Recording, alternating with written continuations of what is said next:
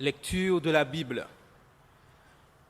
Le passage est tiré du livre de Luc, le chapitre 22, les versets 39 à 46. Après être sorti, il alla selon sa coutume à la montagne des Oliviers. Ses disciples le suivirent.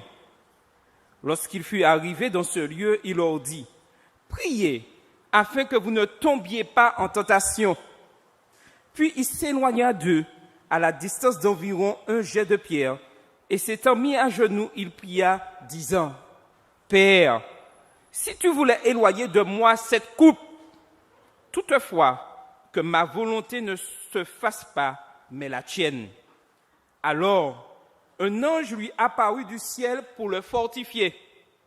Étant en agonie, il priait plus instamment, et sa sueur devint comme des grumeaux de sang qui tombaient à terre. Après avoir prié, il se leva et vint vers les disciples, qu'il trouva endormis de tristesse. Et il leur dit : « Pourquoi dormez-vous ? Levez-vous et priez, afin que vous ne tombiez pas en tentation. » Que l'Éternel bénisse sa parole. Amen. Je vous salue tous fraternellement, Jésus-Christ. Je suis heureuse d'être avec vous en ce matin. Et nous allons ensemble étudier le texte que Charles vient de nous lire. On va ensemble réfléchir là-dessus. Notre Dieu est celui qui nous aime et celui qui nous prépare en toutes circonstances. Et nous pouvons lui faire confiance.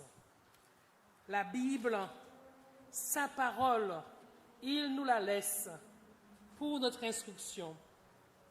Et ce matin, nous allons ensemble réfléchir sur comment faire face à la tentation. Comment la vaincre? Ce n'est pas quelque chose de facile. Bon, si ça l'était, on l'aurait déjà su. On va essayer de donner une définition à la tentation. Le dictionnaire Larousse a trait vers quelque chose de défendu par une loi morale ou religieuse. Alors le mot important, c'est un attrait. Un attrait vers quelque chose de défendu.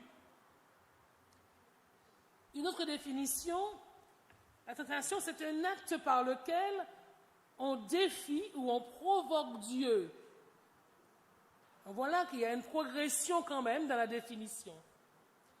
Parce que la tentation, c'est cette volonté de se rendre indépendant, de ne pas vouloir compter sur Dieu.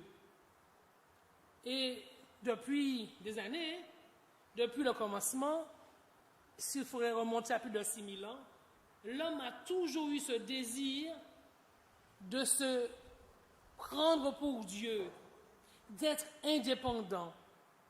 Et cet acte-là, eh bien, Jésus nous demande ici, en ce matin, dans son évangile, de nous séparer de ça. Parce que notre victoire est assurée quand nous nous branchons complètement, quand nous nous soumettons à notre Dieu. Prions ensemble. Merci Dieu Tout-Puissant parce que tu nous aimes, que tu prends soin de nous. Merci parce que tu veux notre victoire. Parce qu'en Jésus, nous avons déjà la victoire. Reste avec nous. Donne ton Esprit Saint afin que ton évangile puisse aller de l'avant, que ton message puisse être prêché et que très bientôt tu puisses venir nous chercher. Garde-nous en ta paix, en ta sérénité. Nous te prions en ton nom et pour ta gloire. Amen. Alors on va tout de suite mettre de côté un point spécial. Dieu n'est pas l'auteur de la tentation. Je crois que nous sommes tous d'accord sur ce point-là. Et on va le confirmer par un texte biblique. Jacques l'affirme lui-même. Et lisons Jacques 1, verset 13. Jacques 1, verset 13, que personne lorsqu'il est tenté, ne dise « c'est Dieu qui me tente », car Dieu ne peut être tenté par le mal, il n'est pas tenté lui-même, il ne tente lui-même personne. Bon, c'est difficile à voir aussi là. Bien, alors, dans plusieurs passages de la Bible,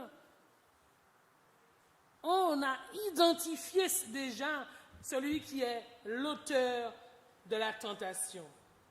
On va prendre quelques textes. Matthieu 4, verset 1. Matthieu 4, verset 1. Et on voit bien ici qui est l'auteur de la tentation.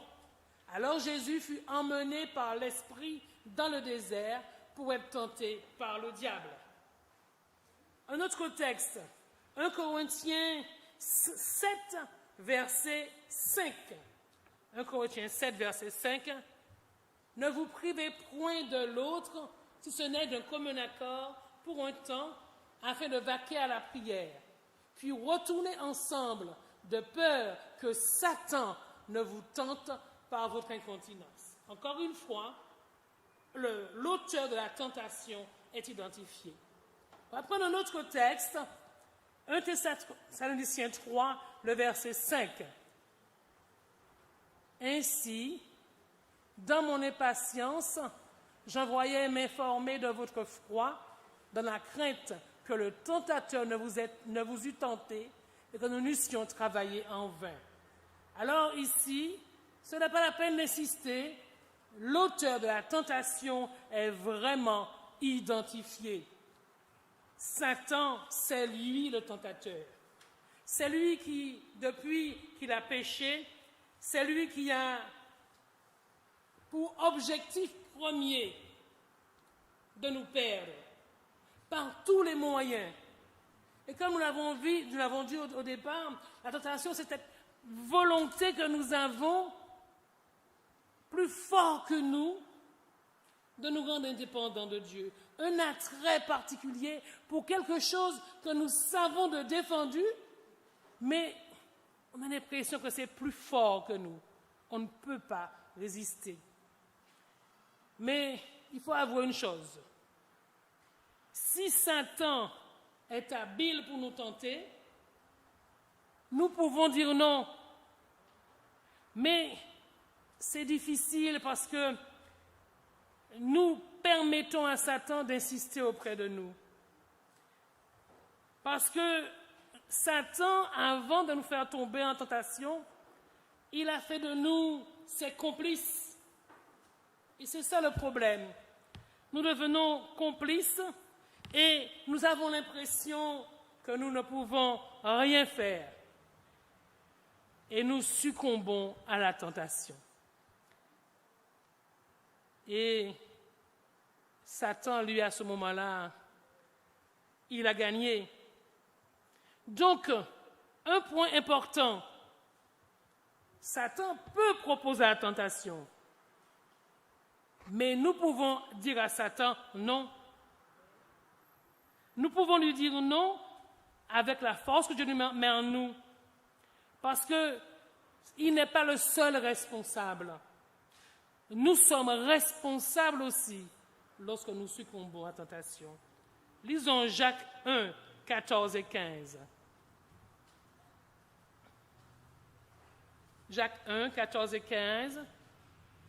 Mais chacun est tenté quand il est attiré et amorcé par Satan. Est-ce qu'il marque le tableau là? Par sa propre convoitise. C'est ce qui est important pour nous. C'est nous-mêmes qui, des fois, donnons à Satan l'occasion d'envahir nos vies. Puis la convoitise, lorsqu'elle a été conçue, enfante le péché, et le péché, étant consommé, produit la mort. Donc, on retient, la tentation, c'est deux personnes, Satan et nous, Satan et moi. Si je dis non à Satan, si je résiste, si je ne deviens pas son complice, je peux être à l'abri de la tentation. Et ça, c'est important. Mais on se rappelle de la définition. C'est quelque chose d'impérieux. On a l'impression qu'on ne va pas succomber, qu'on ne va pas tenir du moins. Et c'est ce qui est arrivé lorsque le péché est entré dans notre monde. Dans le jardin d'Éden, Satan a réussi à faire tomber nos premiers parents. Ils ont succombé. Et avec eux, nous sommes tous dans le même problème. Mais notre Seigneur et Sauveur Jésus-Christ, lui, il a remporté la victoire. Et qu'est-ce que nous pouvons dire à cela? Amen.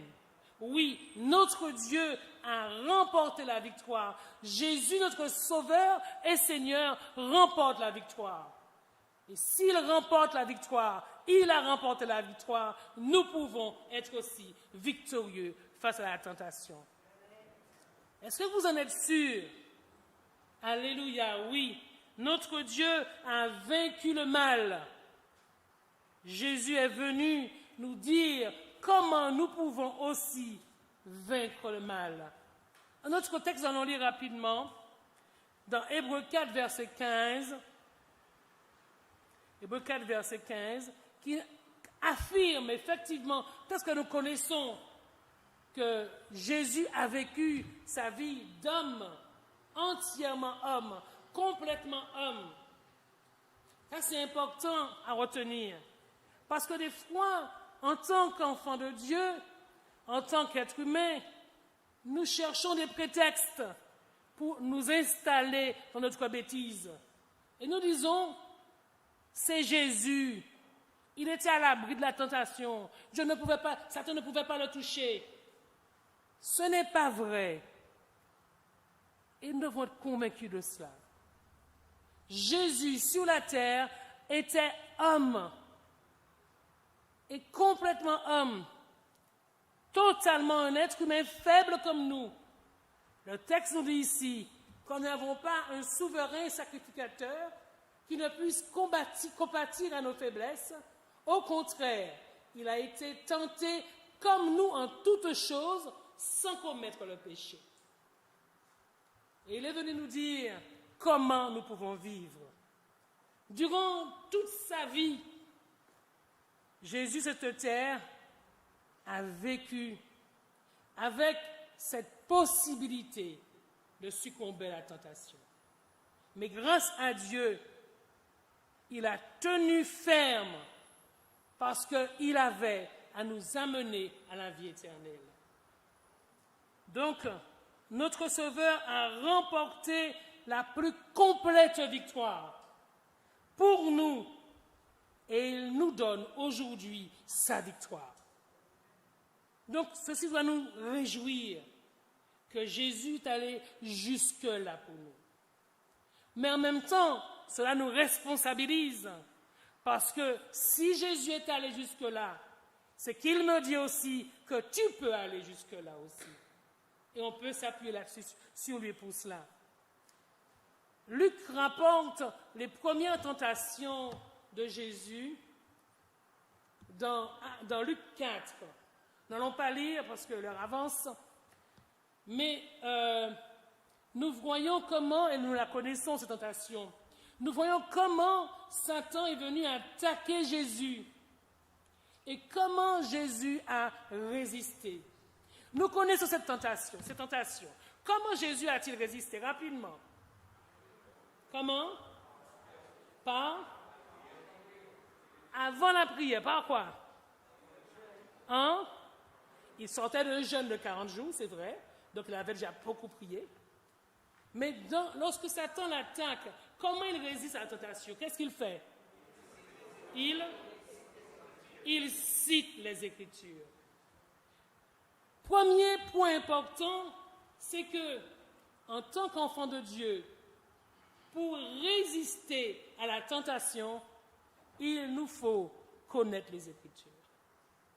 Il nous faut apprendre la parole de Dieu. Il nous faut nous approprier de cette parole. Parce que rappelons-nous que Satan la connaît aussi bien que nous. Non, Satan connaît la parole de Dieu mieux que nous. Donc, si Satan la connaît mieux que nous, Nous avons besoin de connaître un minimum, un maximum, et même lorsque nous aurons l'impression que nous connaissons, plus on va s'approcher de Dieu, plus on va se rendre compte qu'on ne connaît pas grand-chose, qu'il y a encore des choses extraordinaires à découvrir. Mes amis, frères et sœurs, il est important pour nous, il est important pour moi de sonder la parole de Dieu, de nous approprier ces paroles, de les apprendre par cœur. Lorsque la tentation viendra, eh bien, nous pourrons dire, il est écrit. Il est écrit quand nous aurons appris à le dire, quand nous aurons appris ces textes. Il nous faut étudier cette parole. Et le texte sur les tentations de Jésus se termine avec le texte que nous allons lire, Luc 4, verset 13. Luc 4, verset 13. On va lire ce texte qui nous rappelle que lorsque le diable avait fini, voilà le texte arrivé, après l'avoir tenté de toutes ces manières, le diable s'éloigne de lui jusqu'au moment favorable. Il ne nous a pas dit que le diable a compris qu'il va pas recommencer. Hein? Si il a été aussi persévérant avec Jésus, eh bien, il sera aussi plus persévérant avec nous parce que c'est plus facile avec nous.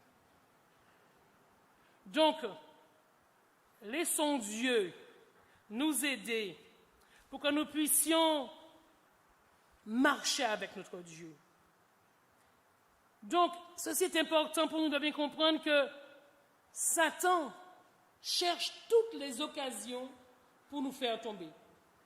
Toutes les occasions. Il les a cherchées avec Jésus. La Bible ne rapporte pas les autres tentations que Jésus a pu subir du diable, mais nous savons que le diable a dû s'y remettre à plusieurs reprises.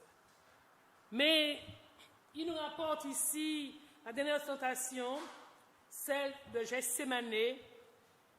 C'est la dernière bataille, le dernier assaut pour empêcher le Sauveur d'être fidèle, et il va mettre le paquet là. Et gloire à Dieu, Jésus a remporté la victoire. Parce que lorsque Jésus sort de Gethsémane, eh bien, son agonie la plus intense, ce n'était pas sur la croix, mais il a commencé à souffrir des agonies dans le jardin de Gethsémane. Sa souffrance a commencé bien avant, mais l'intensité de cette souffrance s'est passée à ce moment-là. Pourquoi? Parce qu'à ce moment-là, Jésus sent le poids du péché de l'humanité sur ses épaules. Jésus, c'est à ce moment-là qu'il devient péché pour nous. C'est à ce moment-là qu'il a des prières de foi parce qu'il a l'impression que son Père ne le voit pas. Et c'est la première fois que ça lui arrive. Il a l'impression qu'il est séparé de Dieu. Parce qu'il porte en lui, il devient péché pour nous à ce moment-là. Marc, Matthieu et Luc nous racontent ce qui s'est passé à Gethsémane. Jean ne rapporte pas cet épisode. On ne sait pas pourquoi. À Gethsémane, dans ce jardin, un jardin où Jésus aimait prier, aimait aller prier. Et, ça c'est notre thème, dans un jardin, nous sommes devenus des pauvres pécheurs. Dans un autre jardin, qui n'avait rien à voir avec le jardin d'Éden, Jésus nous restaure. Jésus rétablit la relation avec son Père et nous. Et c'est extraordinaire. Il faudrait qu'on puisse détailler ce jour ce message, le premier Adam et le second Adam, pour voir que Dieu, quand il nous parle, il sait nous rappeler des choses pour que nous puissions bien mémoriser.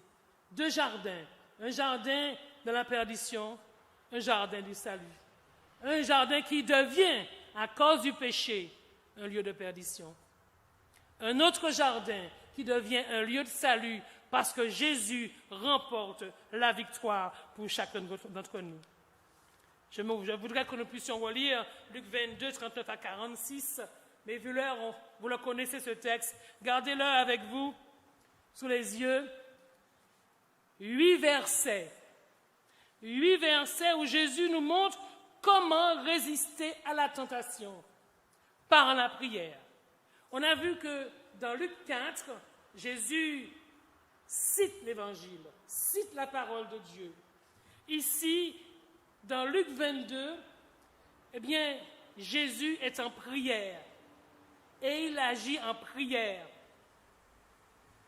Jésus connaît la situation.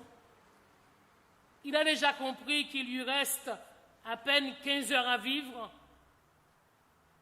Et quand on compte le nombre de fois qu'on trouve le mot prier, soit conjugué, soit infinitif, le mot revient 7 fois. Dans 8 versets, le mot prier revient 7 fois. Donc, c'est dire l'importance de la prière. 7 fois. Si Jésus nous demande de prier pour ne pas tomber dans la tentation, c'est quelque chose de difficile. Ce n'est pas quelque chose à prendre à la légère. Mais c'est aussi autre chose. C'est que la prière est une arme efficace contre la tentation. Qu'est-ce que j'ai dit? Retenez cela. La prière est une arme efficace contre la tentation. La prière nous permet d'être en relation directe avec notre Dieu. Et c'est pourquoi cela est important. De plus, nous découvrons que Jésus, à 2 reprises, il dit à ses disciples, et il emploie ainsi l'impératif, priez pour ne pas tomber dans la tentation. C'est que là aussi, il sait que, 1, la prière est importante. 2, si nous ne prions pas, on va succomber. Donc c'est important pour nous. Donc la manière que le texte est écrit retient notre attention. Jésus va répéter 2 fois, prier afin de ne pas tomber en tentation, mais il veut nous conduire vers autre chose. Il veut nous conduire dans le cœur du texte, qui est sa prière à lui. Quelle est sa prière? Nous la connaissons. Père, si tu peux éloigner cette coupe, mais non pas ce que tu veux, non pas ce que je veux, mais que ta volonté soit faite. Veillez et priez, Jésus nous le rappelle ici, afin de ne pas tomber en tentation. Et dans ce texte, le texte de Luc 22, nous allons continuer à trouver les éléments qui pourront nous attirer à notre Dieu et pourront nous aider à faire face à la tentation. Le verset 40, tu peux quand même afficher le texte, Luc 22, 39 et à 46. Priez afin que vous ne tombiez pas en tentation. Jésus s'adresse aux disciples avec lui. Il faut partir et il demande aux disciples de prier. Premier point, il y en a 10, hein? Donc c'est pour vous avertir qu'on va les énumérer. Ne regardez pas votre montre. Alors, il faut partir, Jésus fait partie d'un groupe. Il a créé un réseau. Et dans ce groupe de prière, il demande à ses disciples de prier. Premier élément pour ne pas succomber à la tentation, c'est faire partie d'un groupe, de faire partie d'un réseau de prière. Pour que, lorsque nous en avons besoin, nous pouvons nous tourner vers notre groupe, vers notre réseau et dire « Prie pour moi en ce moment. J'ai un problème, j'ai une difficulté. » Nous devons pouvoir compter sur l'autre, sur notre réseau de prière. Je crois que le réseau de Jésus était défaillant, mais ça c'est autre chose. Mais Jésus leur demande de prier, et de prier pour eux, et de prier pour lui. Donc, premier point, premier élément, il est important d'avoir son réseau, son groupe de prière, pour pouvoir faire face à la tentation. Le verset 41 nous dit, « Il s'éloigna d'eux à la distance d'un jet de pierre, et s'étant mis à genoux, il pria. » Il pria. Le groupe est important, mais ici, Jésus s'éloigne. Un jet de pierre, je ne sais pas quelle distance ça doit faire. Pour les bons lanceurs, ça peut arriver à 10 mètres. Les lanceurs comme moi, ça peut arriver à 3 mètres. Et encore, ouais, c'est de la prétention.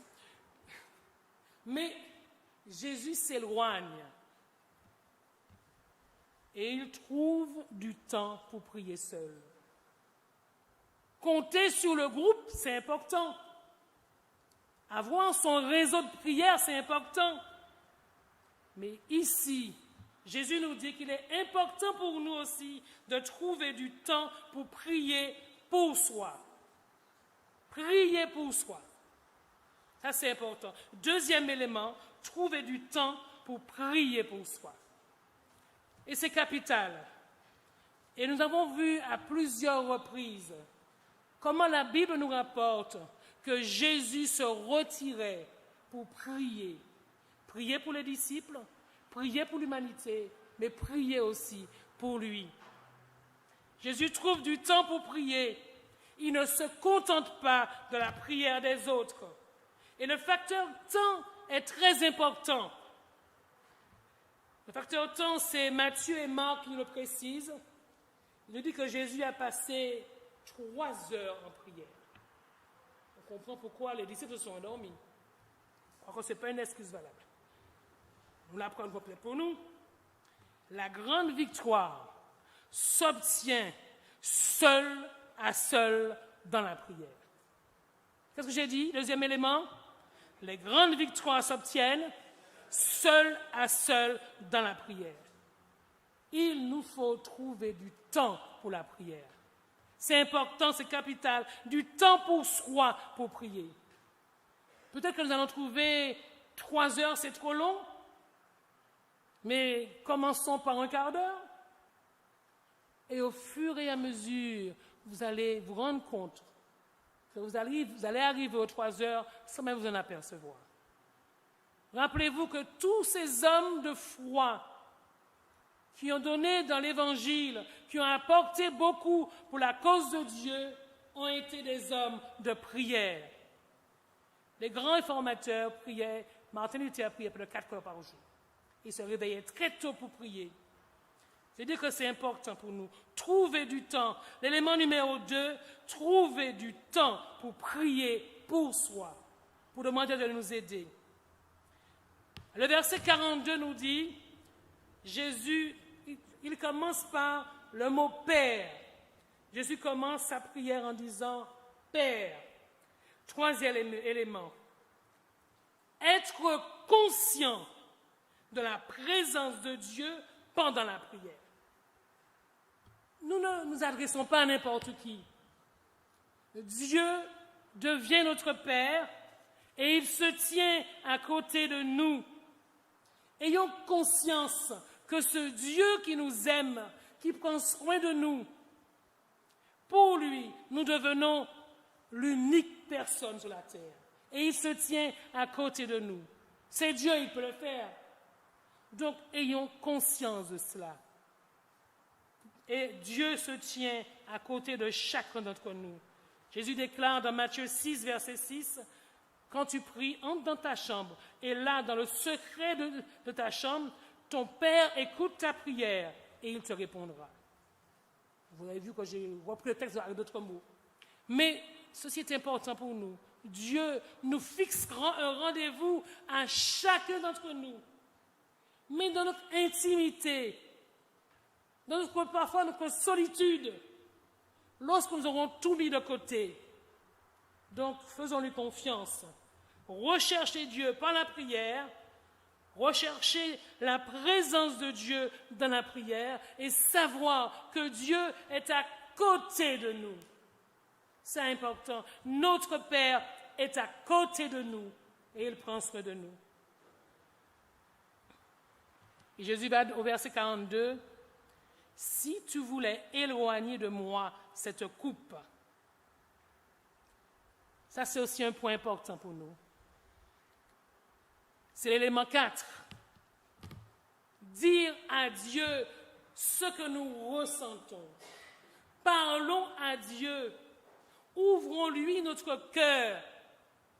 Le problème de Jésus à ce moment-là, ce n'était pas les disciples, ils s'en souciaient. Mais sa préoccupation première, c'était de dire à Dieu, eh bien, tu sais, Père, j'ai 33 ans, je suis en bonne santé, j'ai l'impression que je n'ai pas fini ma mission, qu'il me reste encore des choses à faire. Eh bien, papa, je n'ai pas envie de mourir maintenant. Je veux vivre encore. Et voilà comment Jésus, il dit, Père, si tu voulais éloigner de moi cette coupe, fais quelque chose. Je ne veux pas mourir maintenant. Mais c'est important pour nous, notre prière, de nous adresser à Dieu comme cela. De lui dire nos ressentis avec humilité. Et puis de toute façon, on ne peut pas faire de cinéma avec le bon Dieu. C'est quand Dieu nous demande de prier pour que nous puissions dire ce qui est au fond de notre cœur, ce n'est pas pour informer Dieu, mais pour nous faire prendre conscience de la situation. Parce que Dieu, c'est toute chose. Important pour nous de dire, si tu voulais éloigner de moi cette coupe, avouer à Dieu, 4e élément, on les retient, avouer à Dieu notre ressenti en toute humilité. Ouvrons notre cœur à Dieu et penchons-nous sur lui. C'est notre papa et il saura nous porter. Jésus expose la faiblesse de sa nature. Soyons authentiques avec notre Dieu. Et je le répète, s'il y a quelqu'un avec qui on ne peut pas faire de cinéma, eh bien, c'est bien Dieu. Donc, il a déjà vu que ça va lui cacher. C'est plus pour nous faire prendre conscience de notre état que nous devons ouvrir notre cœur à Dieu. Je répète le 4e élément, avouer à Dieu notre ressenti en toute humilité. Verset 42 nous dit toujours, « Toutefois, que ma volonté ne se fasse pas, mais la tienne. » Ouvrons notre cœur, demandons à Dieu ce que nous avons, ce que nous ressentons, mais acceptons la volonté de Dieu pour nous, même si cette volonté nous dérange, même si le fait d'accepter cette volonté, c'est d'aller à la croix.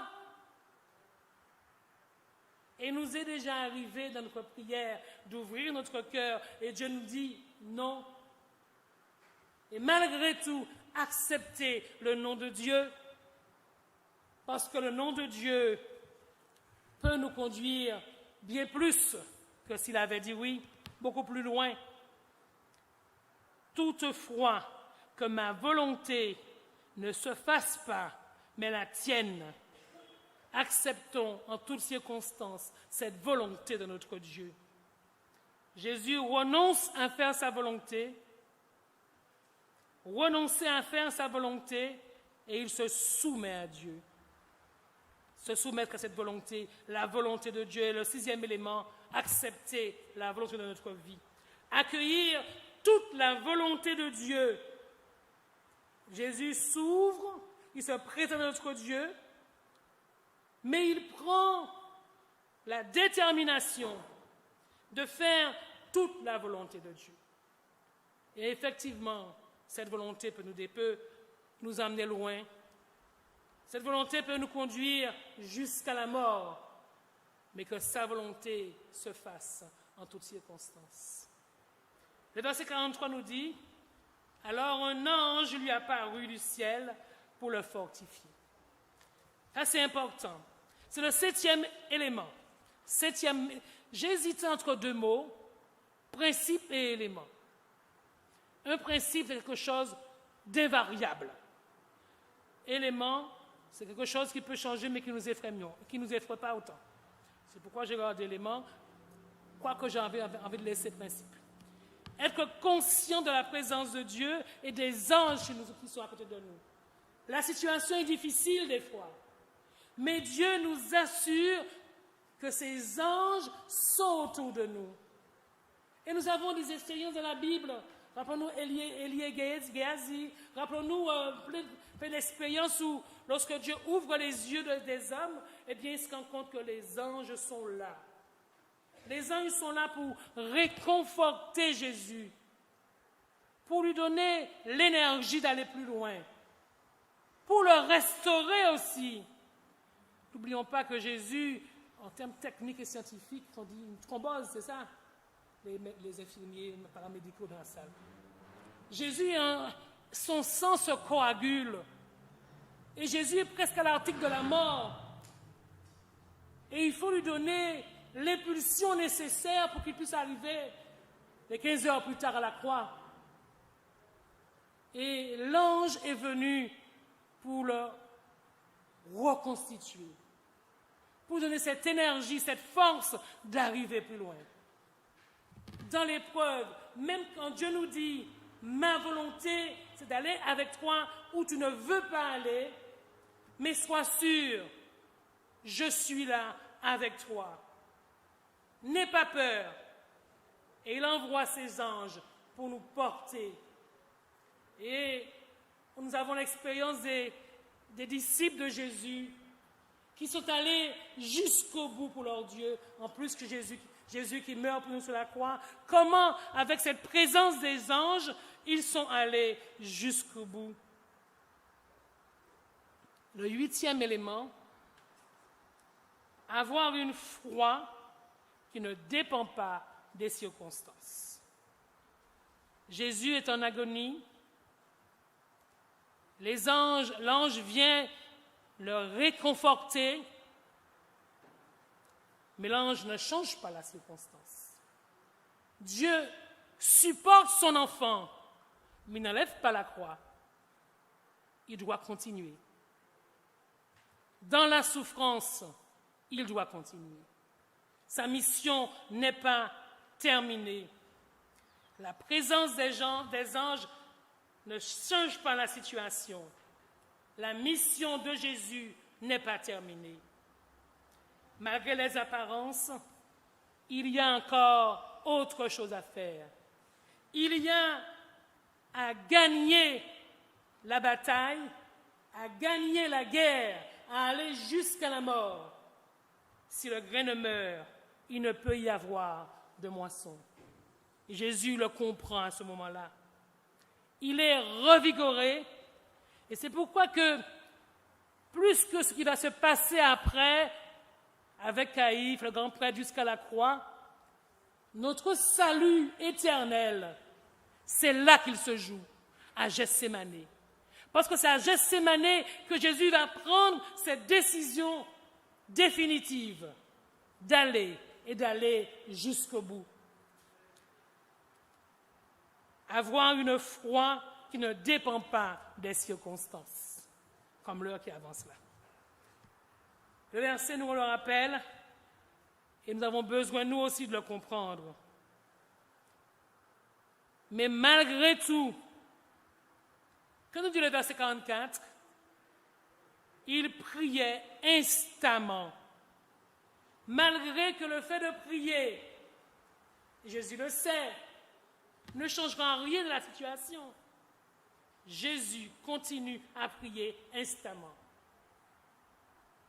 Rappelons-nous que ce sont des éléments, des principes, des recettes, non, je n'aime pas le mot, qui doivent nous aider à résister à la tentation. Prier instamment, même quand nous avons l'impression, même quand nous savons que la situation ne va pas changer. Et Jésus prie instamment dans cette circonstance. Combien de fois il nous arrive de dire « Tu ne réponds pas, Jésus, donc j'abandonne dans la prière. » Quoi qu'il arrive, persévérons dans la prière. Persévérons sans fin dans la prière. Et c'est l'élément numéro 9. Persévérer sans fin dans la prière, même quand tout est négatif. Mettre de l'ardeur dans nos prières. Ça, c'est important. Je reprends. Persévérer sans fin dans la prière, même quand tout est négatif. Mettre de l'ardeur dans notre prière. Ne cessons jamais de prier. Et Jésus sent que son heure est proche. Il est un peu plus de minuit.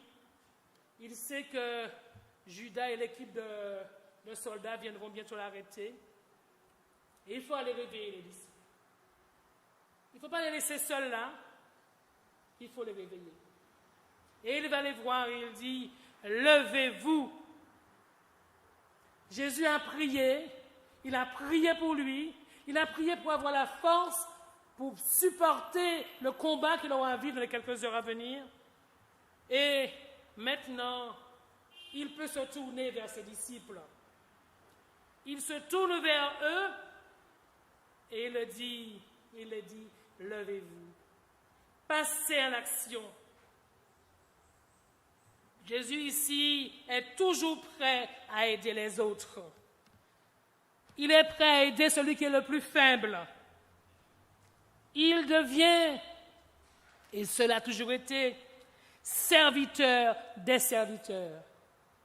Pour que ceux qui sont autour puissent savoir qu'ils peuvent compter sur lui et que ses disciples peuvent compter sur lui. Ils ont failli, mais ils avaient déjà été avertis. Jésus les avait déjà préparés. Et Jésus va revenir leur dire, levez-vous et résistez à la tentation. Eh bien, cet élément est pour nous ce matin aussi. Encourager ceux qui sont plus faibles, ceux qui ne prient pas suffisamment, ceux qui n'ont pas encore compris l'importance de cette prière.